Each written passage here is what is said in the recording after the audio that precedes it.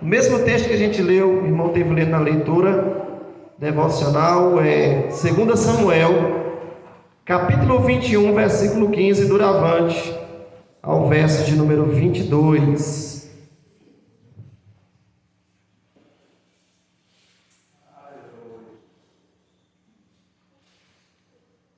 A epígrafe, o cabeçalho fala: 4 guerras contra os filisteus. 2 Samuel, capítulo 21, versículo 15, duravante ao verso de número 22. Quantos encontraram, digam amém? Diz o texto: tiveram mais os filisteus uma peleja contra Israel, e desceu Davi e com eles os seus servos, e tanto pelejaram contra os filisteus, que Davi se cansou. E Ismi-Benob, que era dos filhos dos gigantes, e o peso de cuja lança tinha 300 ciclos de cobre, e que cingia uma espada nova, este intentou ferir Davi. Porém, Abisai, filho de Zeruia, o socorreu, e feriu o filisteu e matou. Então os homens de Davi lhe juraram, dizendo: nunca mais sairás conosco a peleja, para que não se apague a lâmpada de Israel. E aconteceu depois disso que houve em Gobe outra peleja contra os filisteus.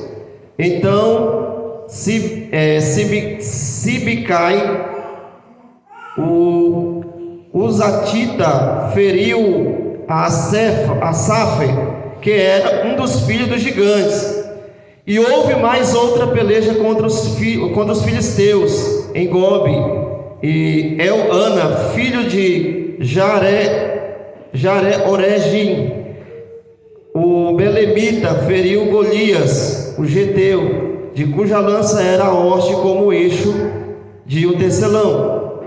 Houve também outra peleja em Gate, onde estava um homem de alta estatura, que tinha em cada mão 6 dedos, em cada pé outros 6, 24 por todos, e também este nascera dos gigantes, e injuriava a Israel. Porém Jonatas, filho de Semaia, irmão de Davi, o feriu. Estes 4 nasceram dos gigantes em Gate, e caíram pela mão de Davi e pela mão de seus servos. Oremos. Senhor, que a tua palavra seja profecia em nossas vidas, nos edifica, nos exorta e nos consola para a tua glória, em nome de Jesus. Amém e amém. Amados, eu quero essa noite falar sobre o tema derrotando gigantes, ou por que não dizer, vencendo gigantes. Esse texto é um texto pouco conhecido, pouco lido e pouco pregado. Eu não me recordo de ter ouvido algum pregador ministrar sobre esse texto que se encontra aqui no relato de 2 Samuel capítulo 21.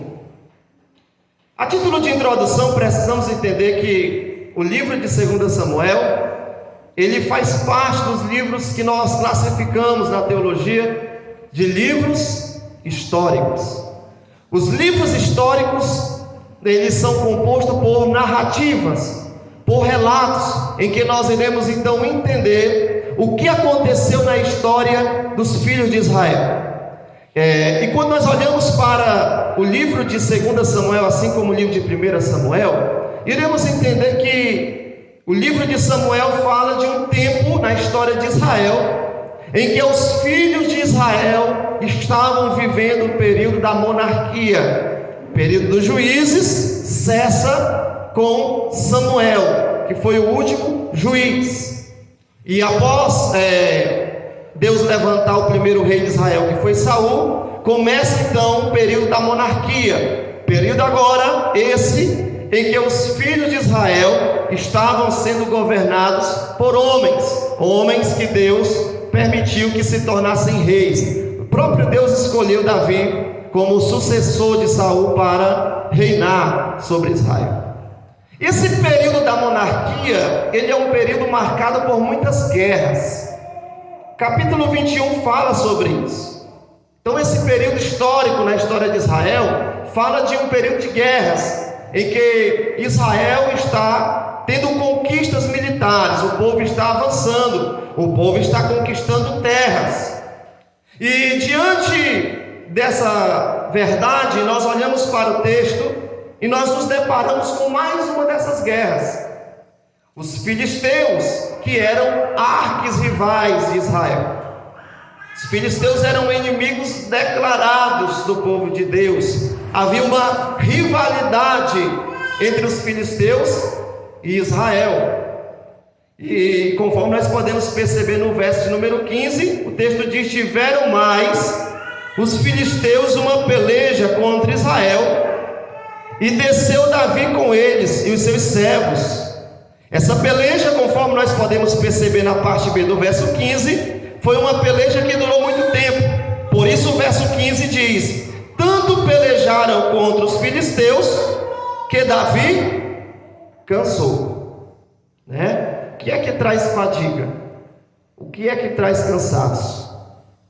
Quando as lutas na nossa vida se tornam intensas.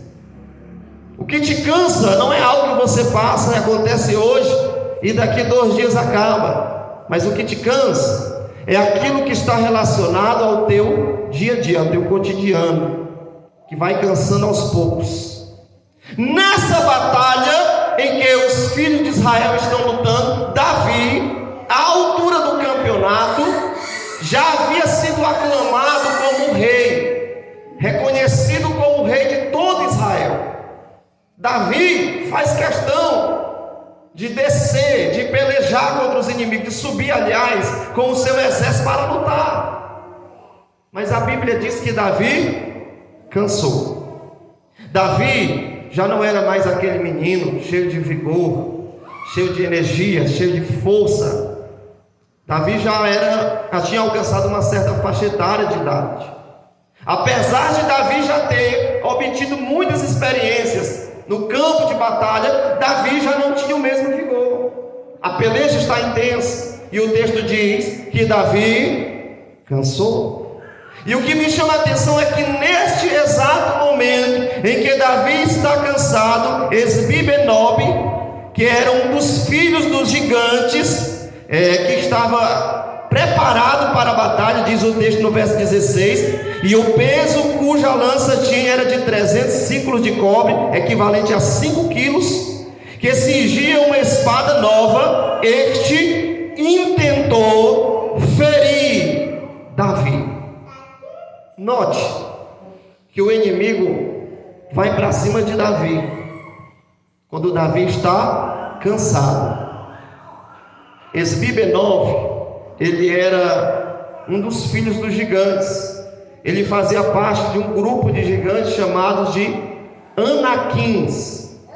Quem eram os Anaquins? Descendentes de Anak. Os Anaquins, conforme nós podemos perceber no relato de Deuteronômio capítulo 2, versículo 10, versículo 11, eles acampavam ali nas terras de Canaã.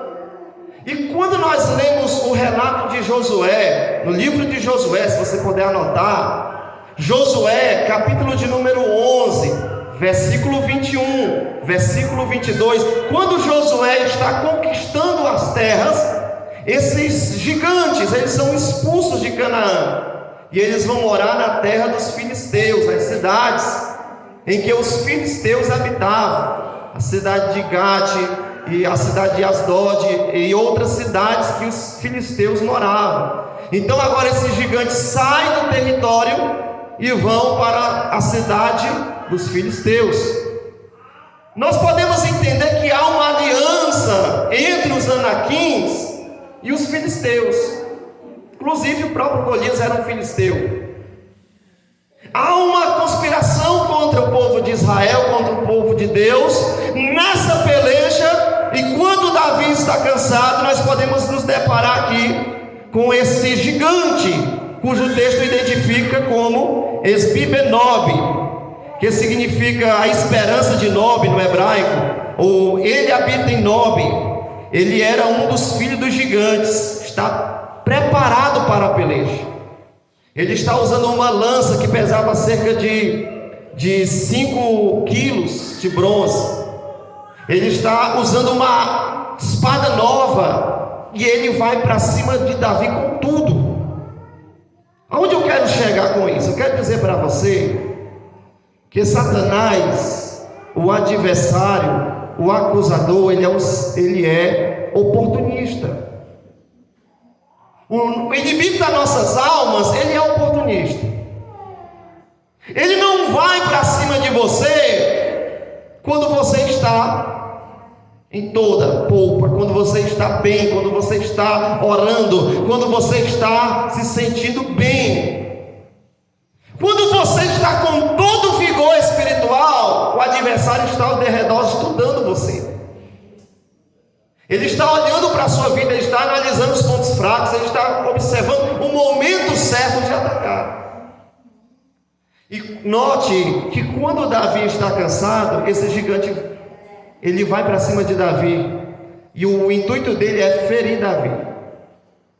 Então, a primeira lição que eu quero dizer para você aqui: se quisermos vencer os gigantes da vida, se quisermos vencer e derrotar os gigantes da nossa caminhada, nós não podemos, em hipótese alguma, em circunstância alguma, baixar a nossa guarda. Eu não posso baixar a minha guarda, eu não posso permitir que o cansaço, eu não posso permitir que os intempéries dessa vida, que as lutas dessa vida venham roubar o meu vigor. Porque o inimigo, ele não vai atacar você quando você está achando que está bem. Mas quando você está se sentindo fraco, é o momento ideal que ele mira as suas armas e ele vai de alguma forma tentar te atingir. Pastor, eu queria uma evidência na Bíblia. Tudo bem. Vamos olhar para o que aconteceu com Jesus em Mateus, capítulo 4, versículo de número 2, versículo 3. Vamos abrir Mateus 4. Mateus capítulo 4. Versículo de número 2 e o versículo de número 3. Foi o que aconteceu com Jesus.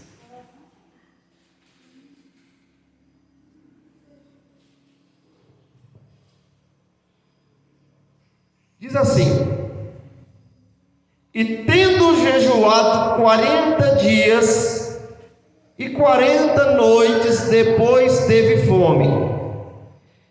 E chegando-se a ele, o tentador disse: se tu és o Filho de Deus, manda que estas pedras se tornem em pães. Escute uma coisa: Jesus está no deserto, Jesus está orando, Jesus está jejuando 40 dias. O adversário, o tentador, não aparece para Jesus no primeiro dia, não aparece para Jesus no segundo dia. Tendo Jesus orado, jejuado 40 dias, teve fome. Quando o texto diz em Mateus que Jesus teve fome, significa que ele estava sentindo limitações, o seu corpo estava precisando de alimento. E nesse momento que o seu corpo está sentindo limitações e a necessidade de ingerir o alimento, o tentador aparece. Então o inimigo, ele não vem para você quando você está com a sua espada desembaiada, quando você está disposto a lutar, quando você está se sentindo forte. O inimigo vai vir quando ele olhar para você e ver uma fraqueza em você. Então, diante dessa verdade, que posição como cristão eu preciso ter, eu preciso tomar? Efésios 6:3. Paulo diz: tomai toda a armadura de Deus, e havendo feito tudo isso, permaneceis inabaláveis. Você cingiu-se, você tomou o capacete da salvação, Você se cingiu com a couraça da justiça? Você se cingiu, aliás, com o cinto da verdade? Você está embraçado com o escudo da fé? Você está calçando as sandálias da preparação do evangelho da paz? Você está com a espada da verdade na sua mão? Havendo feito tudo isso, permaneça inabalável. Ou seja, não baixe a guarda. Não baixe a guarda. Porque se você tiver 50 anos de crente, é 50 anos de diabo no seu pé.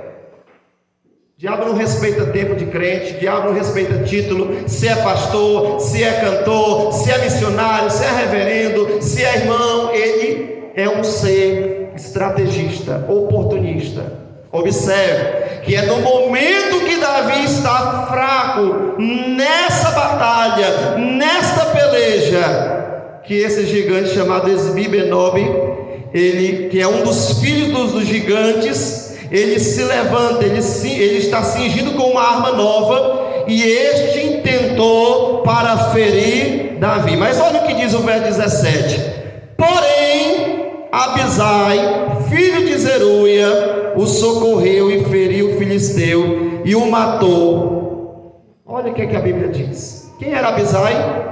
Filho de Zeruia. Quem era Zeruia? Irmã de Davi. Quem era Abisai? Que posição Abisai ocupava? Ele era um dos homens do exército de Davi. Quando o gigante está indo para cima de Davi, Abisai, filho de Zeruia, ele se levanta para proteger Davi, e o texto diz que ele feriu e matou o gigante. A palavra Abisai significa no hebraico: o pai existe. Você pode estar cansado, você pode estar cansada, você pode estar fraco, você pode estar fraca, você pode estar sem forças. O diabo pode se levantar como um vulcão, como um furacão. Ele pode vir para cima de você com tudo. Ele pode pensar: agora eu ganhei, agora acabou, agora eu venci. Mas quando ele vem para cima de você, aleluia, alguém surge na peleja, alguém surge na batalha, aleluia, e esse alguém se chama Deus. Essa noite eu quero dizer para você que a batalha não acabou. Não entregue os pontos, porque o Pai existe. O Pai existe. O Pai existe. E esse Pai se chama Deus. Você não está sozinho nessa guerra. Você não está sozinho nessa peleja. Existe um Pai. Esse Pai existe. E esse Pai se levanta para te proteger e para te dar vitória. Você gravou aí? Você anotou aí? Abisai significa Pai existe. Dentro desse contexto, eu quero exaurir algumas verdades. Entre elas, a primeira lição que nós já extraímos aqui é: se quisermos vencer os gigantes da vida, não podemos baixar a guarda. A segunda lição que nós podemos extrair desse texto é que o adversário, ele é um ser estrategista. O adversário é o mesmo, o inimigo ele nunca muda, sempre é um inimigo usando novas roupagens e novas armas. Olha o que aqui o texto diz, no capítulo de número 21 e o versículo de número 16. O que aqui diz aqui? Verso 16: Esbi-Benob era um dos filhos dos gigantes, o peso cuja lança tinha era de 300 ciclos, equivalente a 5 quilos, e cingia uma espada nova. Cingiu uma espada nova, guarde isso. Este intentou ferir Davi. O texto diz que ele está cingido com uma espada nova. O inimigo pode ser o mesmo, é gigante, mas as armas são novas. O inimigo é gigante. Davi já tinha lutado contra gigante, já. 1 Samuel 17, Davi já tinha vencido Golias. O inimigo é gigante, Davi já conhecia com quem estava lutando, porém as armas eram diferentes. Ele estava cingido com uma espada nova. Na tradução da revista atualizada de Almeida, uma armadura nova.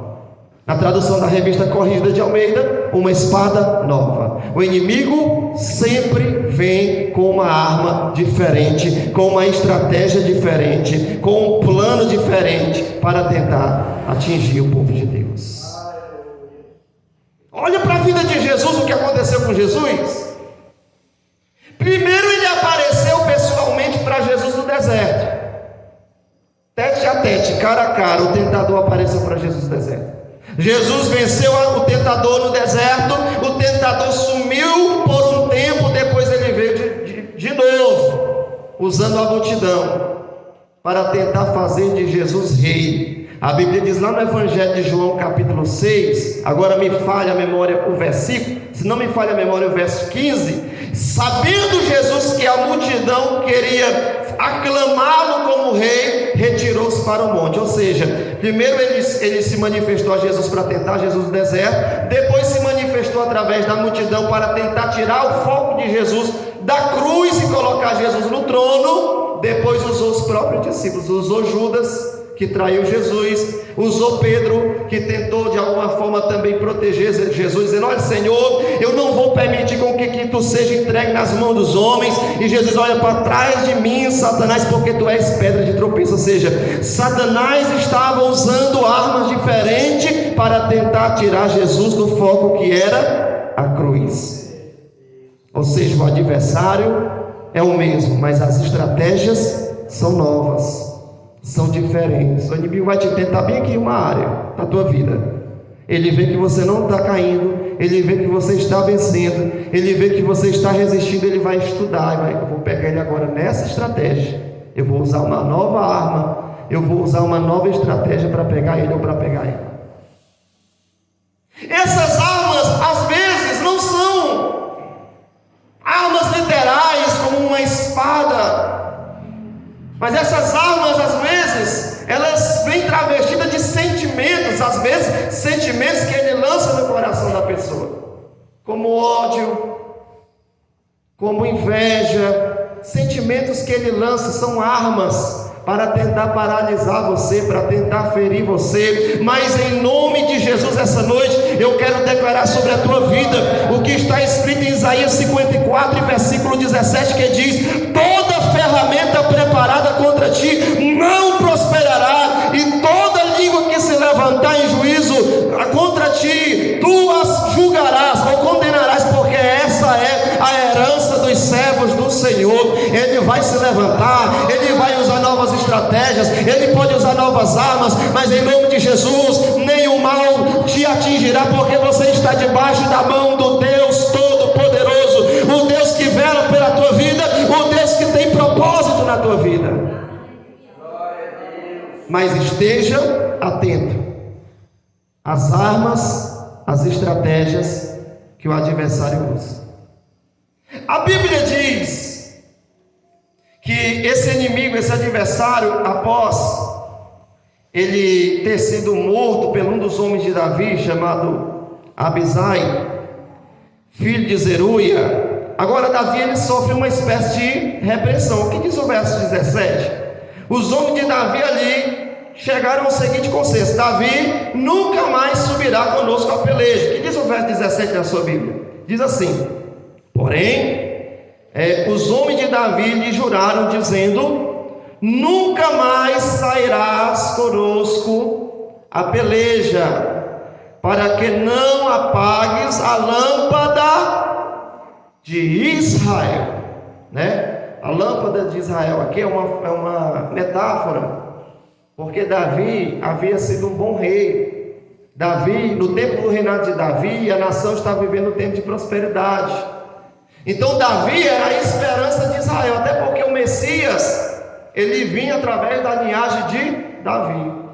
Os homens de Davi agora começam a repreender Davi e dizem: olha, a partir de hoje vamos fazer um juramento, Senhor nunca mais subirá a peleja conosco, para que a esperança, a lâmpada de Israel não se apague, porque eles gostavam de Davi, porque eles queriam zelar pela integridade física de Davi, porque eles queriam zelar pela vida de Davi. Se Davi morresse, a nação toda sofreria as consequências. Eles perderiam um bom líder, eles perderiam um bom rei. Então ele diz: olha, você não vai mais conosco para a guerra, você não vai conosco para a peleja. E uma coisa me chama a atenção, e eu quero despertar a sua curiosidade também. Escute isso: quando Deus manda você, quando Deus te dá um direcionamento, diz vai, Deus assina embaixo.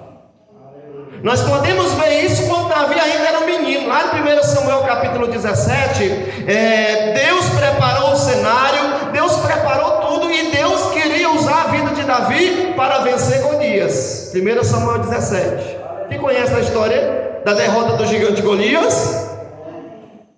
Uma coisa é quando Deus te dá as ferramentas e Deus te coloca no campo de batalha com Golias, com o gigante, para você vencer. Deus se encarrega, Deus assina embaixo. Outra coisa é quando você entra na batalha sem consultar Deus. Uma coisa é quando você está em uma briga porque Deus te colocou, está em uma guerra, está em uma batalha porque Deus está permitindo, porque Deus quer te dar vitória. Outra coisa é quando você entra de cabeça em uma luta porque você está tomando a decisão sem consultar a Deus. Olha o que é que acontece com Davi. Por pouco Davi não perde a sua vida. Poxa, o que é que Davi queria em um campo de batalha? Davi não era soldado, Davi não era general do exército, Davi era rei, lugar de rei no palácio. Não havia necessidade de Davi se expor, não havia necessidade de Davi estar lá. E os próprios homens de Davi chegam a esse consenso. Eles juraram dizer: nunca mais sairás conosco a peleja, para que não se apague a lâmpada de Israel. Em outras palavras, o que é que Davi queria fazer naquele lugar? Por pouco Davi não perde a sua vida.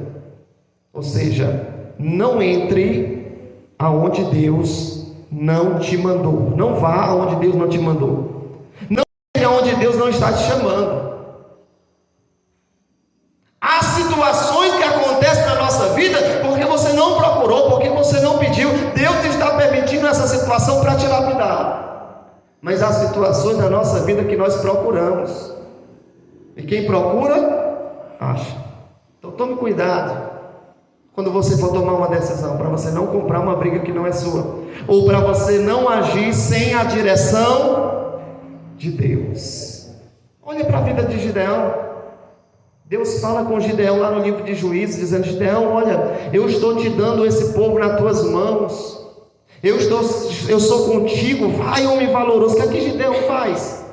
Ele pega um velo de lã, faz prova com Deus, coloca lá no chão, Senhor, se amanhã em volta desse velo de lã, aliás, em volta desse velo de lã tiver tudo seco, e esse velo de lã estiver molhado, então eu saberei que está comigo. No outro dia Gideão vai, pega aquele velo de lã, ele espreme e enche uma taça de água. Aí Gideão diz: olha, Senhor, só mais uma vez, eu vou colocar esse velo de lã lá de novo. Se amanhã, em volta desse velo de lã, tudo estiver molhado, ele estiver seco, aí sim eu saberei que tu estás comigo. No outro dia, em volta, a terra está toda molhada. A gente sabe que quando chove de noite, de manhã, fica aquela terrinha molhada, né? E ele vai e encontra o velo seco, e em volta a terra toda molhada. Então naquele momento Gideão testificou que Deus estava entregando os medianitas, os inimigos, nas suas mãos. Quando Gideão diz: olha, Senhor, eu quero que esse velo de lã esteja molhado, Gideão está dizendo: Senhor, eu quero que a tua presença esteja comigo, eu quero estar encharcado da tua graça, eu quero estar encharcado da tua unção, eu quero estar encharcado do teu Espírito Santo. Quando Gideão diz: olha, Senhor, eu quero que esse velo esteja seco, mas em sua volta esteja molhado, Gideão está dizendo: mas eu também quero, Senhor, que os que estiverem em minha volta sejam contagiados, impactados com a presença do Senhor na minha vida. Do que Deus quer fazer na sua vida é em você e através de você, para que as pessoas que estão em tua volta possam contemplar e sentir a presença de Deus. Então uma coisa é quando Deus direciona você a entrar no campo de batalha. Outra coisa é quando você entra no campo de batalha sem a direção de Deus. Primeiro passo para derrotar os gigantes, vamos lá. Primeiro passo para derrotar os gigantes é não baixar a guarda. Segundo passo para derrotar os gigantes: estar atento às armas que o inimigo usa. Está atento às estratégias, às novas armas que o inimigo vai usar para tentar te ferir. Terceiro passo para vencer os gigantes é você ter discernimento para não agir sem a direção de Deus. Dentro desse contexto, não acaba por aqui, porque os versículos 18 ao verso 22, nós vamos ver que aconteceu outras guerras, né? O verso 18, por exemplo, diz assim: e aconteceu depois disso que houve em Gobe ainda outra peleja contra os filisteus. Então Zibicai, o Uzatita, feriu a Asaf, que era um dos filhos dos gigantes. Nós vamos ver aqui que ao todo, se nós lemos do versículo 18 até o versículo 21, ao todo foram 4 gigantes, né? O primeiro é citado no verso 16, que é o Esbi-Benob. O segundo é citado no versículo 18, que é o Safe, que era um dos filhos dos gigantes.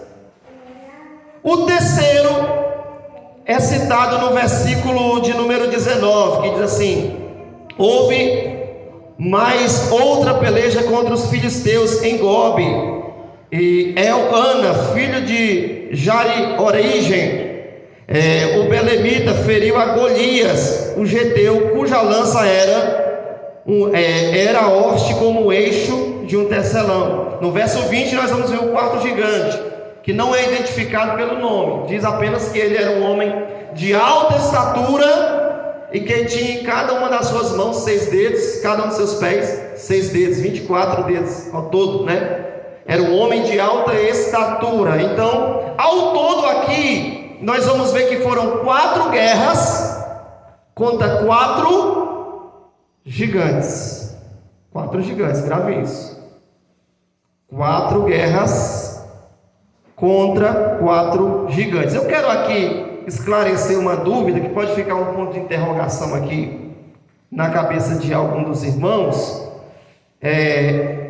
do versículo 19, né, que fala sobre Elcana, né, que ele peleja, ele derrota Golias, o geteu, cuja lança era o eixo de um tecelão. Esse Golias aqui, escute isso, nós sabemos pela Bíblia, todo novo convertido, todo cristão que conhece um pouco a Escritura sabe que Golias foi derrotado por Davi.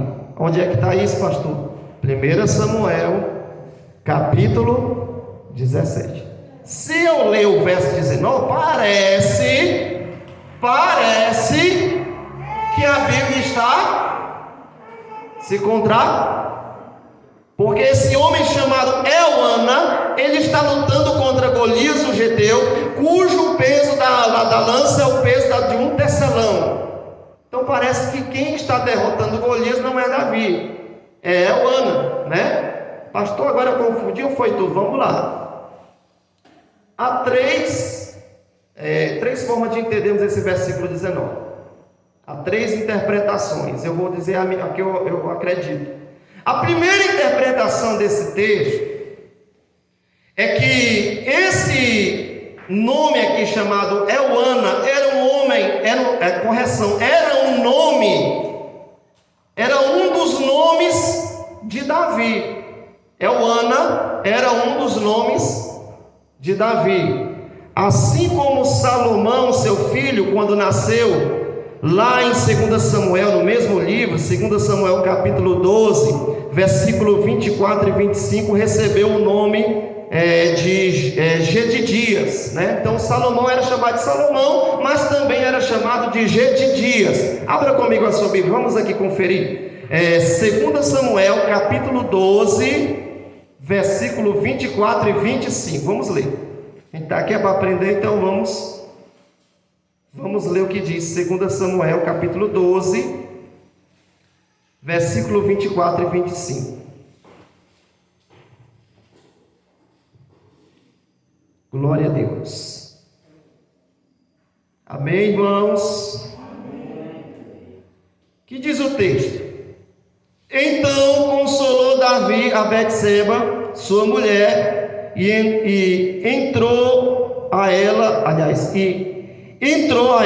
e se deitou com ela, e teve ela um filho, e chamou o seu nome de Salomão, e o Senhor o amou. Olha o que diz o verso 25. E o enviou enviou pela mão do profeta Natã. Este o chamou o nome de Gedidias, por amor do Senhor. Observe que Salomão aqui ele recebe dois nomes, né? O nome de Salomão e o nome de Gedidias, quando foi consagrado pelo profeta Natã, chamou de Gedidias. Então, a primeira interpretação aqui para esse versículo 19, quando nós vamos ver aqui que esse personagem aqui, identificado como Elana, derrota Golias o Geteu, pode ser um dos nomes de Davi, ou seja, o próprio Davi derrotou o gigante. Quem está entendendo a linha de raciocínio? Eu não quero que você saia daqui hoje com dúvidas. Então é melhor eu me arriscar aqui a expor o que eu sei, o que eu conheço, do que eu deixar você sair daqui com dúvidas. Então pode se tratar de um dos nomes de Davi, né? A segunda linha de interpretação para o versículo 19 é que este Golias citado no versículo 19 não se trata do mesmo Golias que Davi havia vencido. Ou seja, sendo assim, esse personagem aqui, esse soldado de Davi chamado Elana, ele está derrotando um outro gigante que tinha o mesmo nome do gigante que Davi tinha derrotado. Está dando para acompanhar aí, irmãos?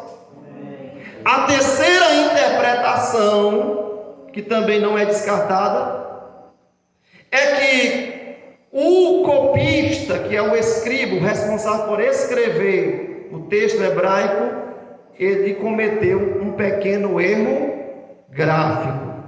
Porque eu quero que você abra comigo a sua Bíblia, abra a sua Bíblia comigo em 1 Crônicas, por exemplo.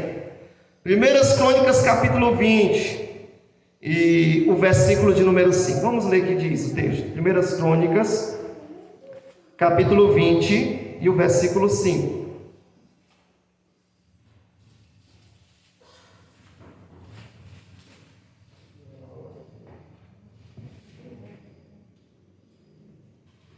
Primeiras Crônicas, não vai botar Coríntios não, é Crônicas. Primeiras Crônicas, capítulo 20, versículo 5. O que é que diz o texto?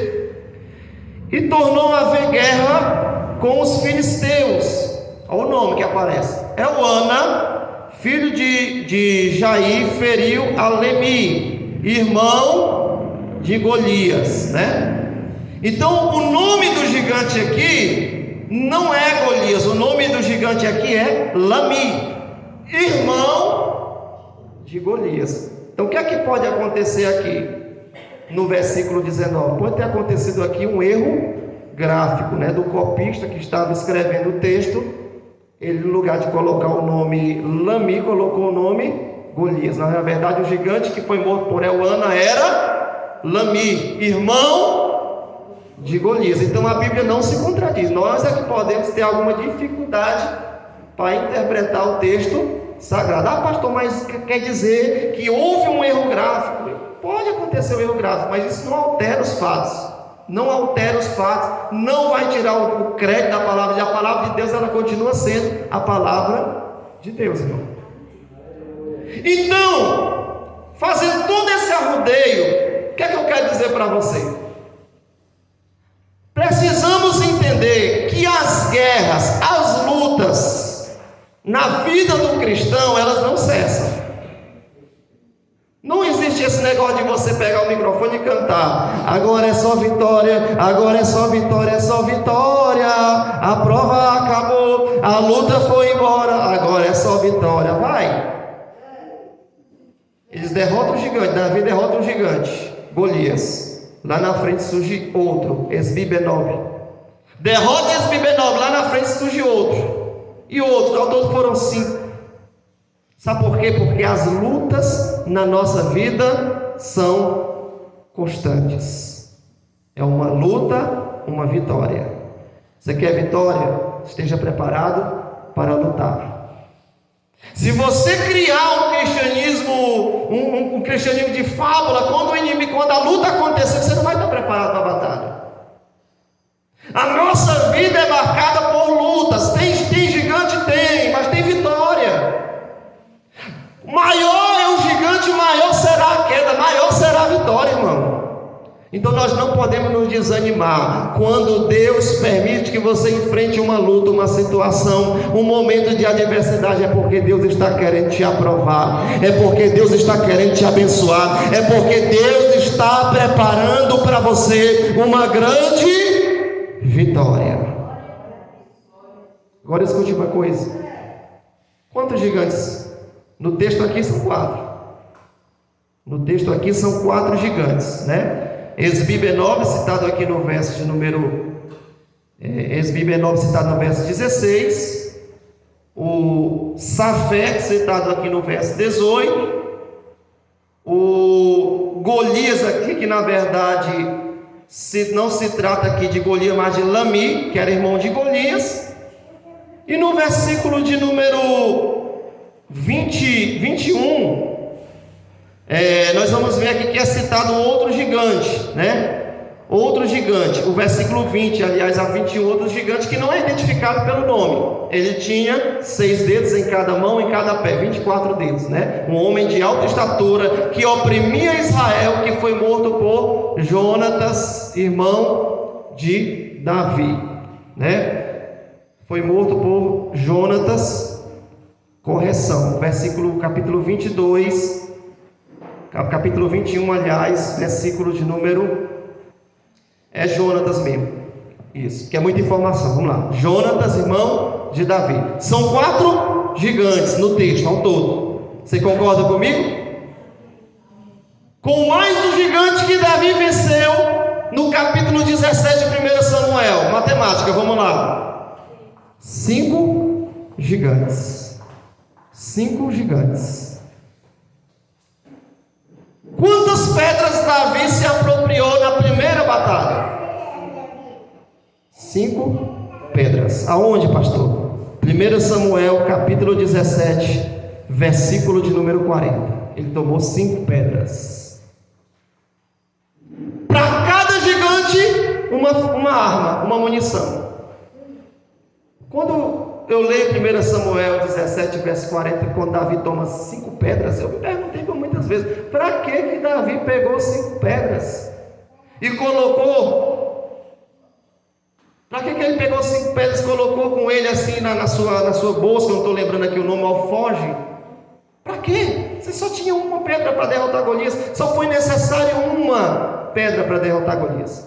Porque quando nós lemos esse texto, nós aprendemos que na verdade não se tratava de apenas um gigante, mas 5 gigantes. 4 gigantes ainda estavam lá na frente, esperando Davi, para pelejar contra Davi, para lutar contra Davi. Agora vem a aplicação para você e a revelação de Deus. Para cada luta que se levantar contra a tua vida, para cada gigante que se levantar contra a tua vida, não te preocupa.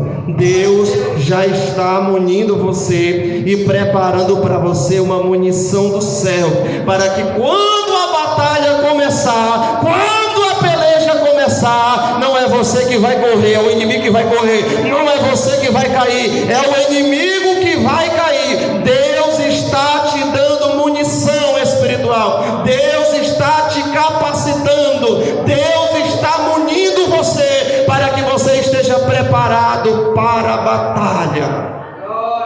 Aleluia. Nada que acontece na vida do cristão é coincidência, é cristocidência. Nós não vivemos pela coincidência, pela sorte ou pelo azar. Nós vivemos debaixo da direção e da mão de um Deus que é soberano, um Deus que não permitirá que na batalha você esteja vulnerável. Ele vai te dar as munições, Ele vai te dar as armas, Ele vai te dar as ferramentas, e assim o nome do Senhor será glorificado. Como é que termina esse texto, irmão?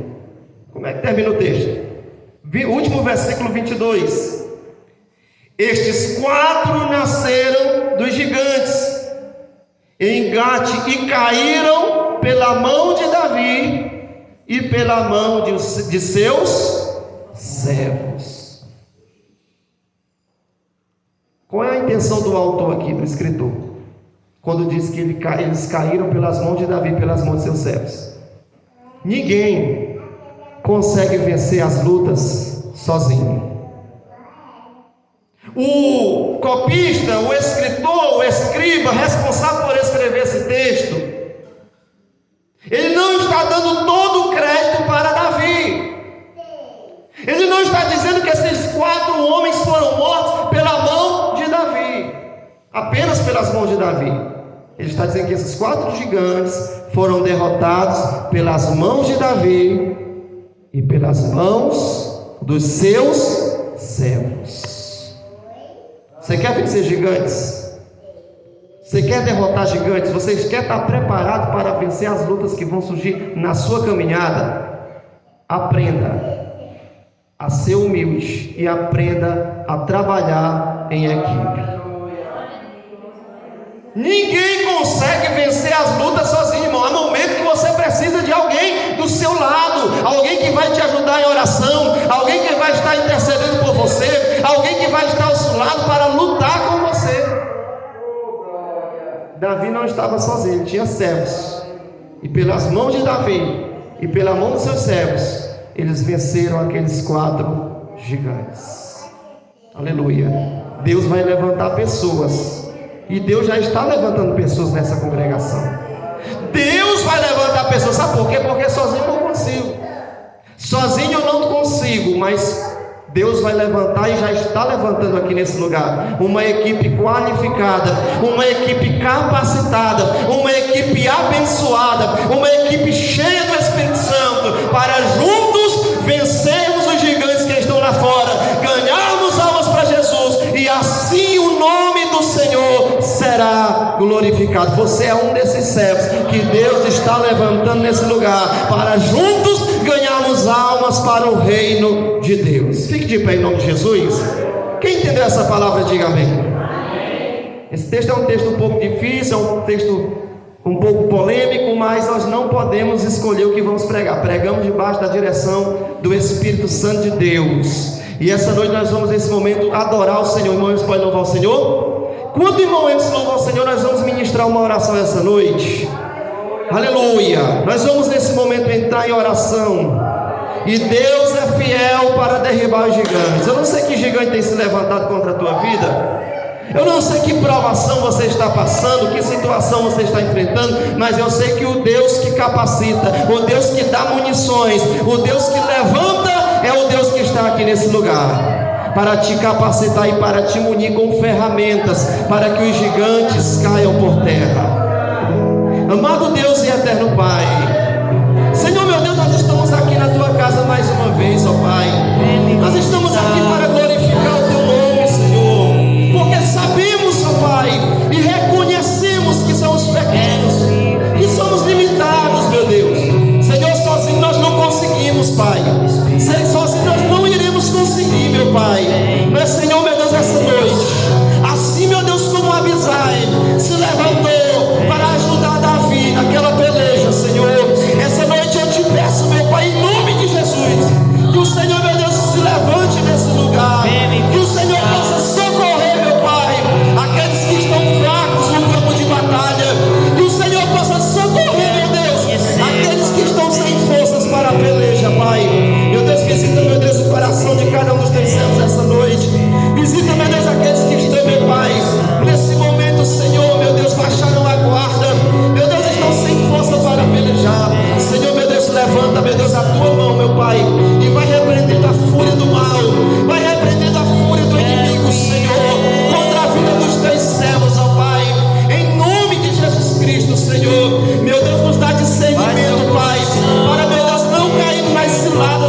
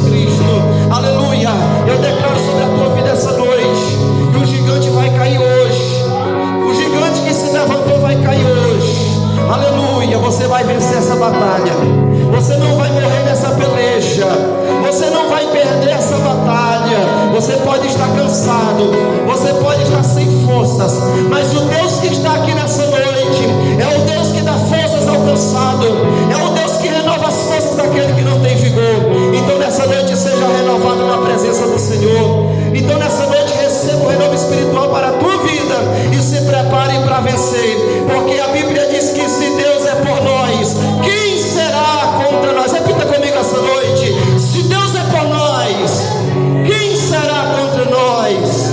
Agindo Deus, quem impedirá? Tome posse da tua vitória, guarde essa palavra no teu coração, em nome de Jesus, ó Pai. É o que eu te peço em prol da vida dos teus servos.